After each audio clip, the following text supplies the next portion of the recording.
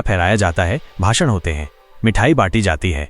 लेकिन एक सवाल आज भी अधूरा है, क्या 15 अगस्त 1947 को हमें सच में आज़ादी मिली थी या ये एक सुनियोजित समझौता था? भारत वो देश जो हजारों सालों तक ज्ञान, संस्कृति और सभ्यता का केंद्र रहा, जिसने पूरी दुनिया को अहिंसा और धर्म का पाठ पढ़ाया, एक दिन गुलाम बना दिया गया। अंग्रेज आए और धीरे धीरे हमारी जड़ों को खोखला कर दिया, लेकिन भारतीयों ने हार नहीं मानी। 1857 से लेकर 1947 तक एक लंबी लड़ाई चली जिसमें लाखों लोगों ने बलिदान दिया। पर सवाल उठता है, जिस आज़ादी के लिए इतने लोग शहीद हुए, क्या वो आज़ादी हमें मिली या हमें दे दी गई? और अगर दी गई तो क्यों दी गई, किस कीमत पर दी गई, और क्या उस दी गई आज़ादी के पीछे कोई गुप्त साजिश थी? आज हम जानेंगे उस आज़ादी की अधूरी कहानी जो शायद आपके इतिहास की किताबों में नहीं लिखी गई। अंग्रेज भारत को व्यापार के बहाने आए। ईस्ट इंडिया कंपनी ने धीरे धीरे व्यापार से सत्ता तक का सफर तय किया। प्लासी 1757, बक्सर 1764 और फिर दिल्ली तक का नियंत्रण। 1857 की क्रांति ने अंग्रेजों को झटका दिया, लेकिन उन्होंने सत्ता हाथ से नहीं जाने दी।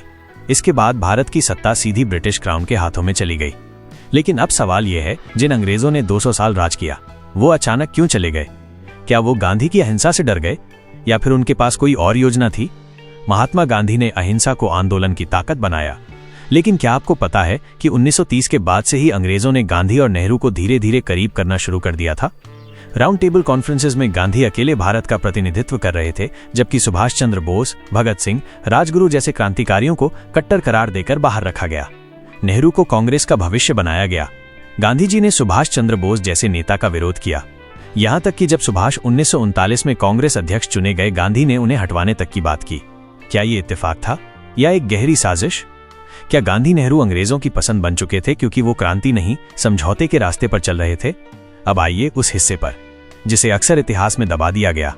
सुभाष चंद्र बोस ने आजाद हिंद फौज बनाई, जापान की मदद ली और अंग्रेजों के खिलाफ युद्ध छेड़ दिया। 1943 में अंडमान निकोबार को आजाद भारत का हिस्सा घोषित किया। अंग्रेज जानते थे, अगर सुभाष जिंदा भारत लौटते हैं तो गांधी नेहरू की शांति नीति पीछे छूट जाएगी, देश सशस्त्र क्रांति की राह पर निकल जाएगा। यही कारण है कि सुभाष की मौत आज भी एक रहस्य बनी हुई है। क्या वो प्लेन क्रैश में मरे या उन्हें गायब कर दिया गया? अब आते हैं आज़ादी की उस कीमत पर जो हमने खून, आंसू और जलती लाशों के रूप में चुकाई। भारत को आज़ाद किया गया, लेकिन दो हिस्सों में बांटकर। पाकिस्तान बना और साथ में शुरू हुआ सबसे बड़ा नरसंहार। लाखों लोग मारे गए, हजारों महिलाओं के साथ बलात्कार हुआ, करोड़ों लोग बेघर हो गए। ये सब एक ही सवाल पूछते हैं, अगर ये आज़ादी थी तो इतनी तबाही क्यों हुई? क्यों गांधी, नेहरू और जिन्ना तीनों इस बंटवारे को रोक नहीं सके? क्या अंग्रेजों ने जानबूझकर भारत को इस हालत में छोड़ा ताकि हम कभी खड़े न हो सके?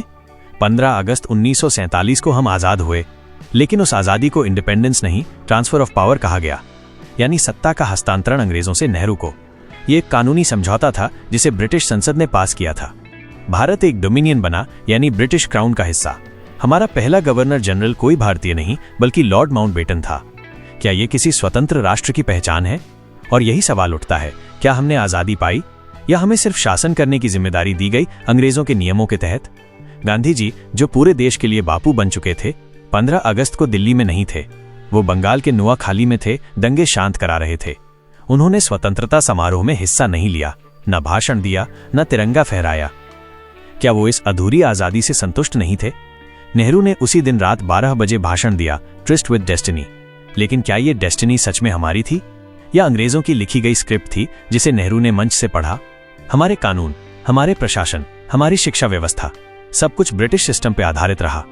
यहां तक कि हमारा संविधान बनाने वाली कमेटी में एक भी दलित, महिला या किसान नेता प्रमुख भूमिका में नहीं था।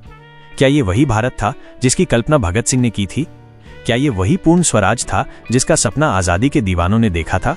हाँ, हम आज़ाद हुए, लेकिन एक खंडित भारत के साथ। हमने स्वतंत्रता पाई, लेकिन एक ऐसा सिस्टम मिला जिसमें आज भी गरीबी, जातिवाद, भ्रष्टाचार और अन्याय जिंदा है। नेहरू गांधी की नीतियां कुछ लोगों के लिए वरदान बनी तो करोड़ों लोगों के लिए भ्रम। जो सच बोलने वाले थे वो या तो इतिहास से मिटा दिए गए या गुमनाम बना दिए गए।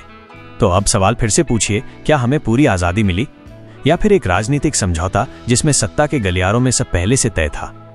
क्या द 15th of August 1947 वाकई स्वतंत्रता थी या एक ट्रांसफर ऑफ पावर, एक नकली आज़ादी? इसका जवाब आपके दिल में है। इतिहास को सिर्फ किताबों से नहीं, सच से पढ़िए, क्योंकि जब इतिहास अधूरा पढ़ा जाता। अगर आपको ये वीडियो सोचने पर मजबूर करता है तो इसे लाइक करें, शेयर करें और कमेंट में बताएं, क्या ये आज़ादी थी या एक समझौता? चैनल को सब्सक्राइब करना न भूलें।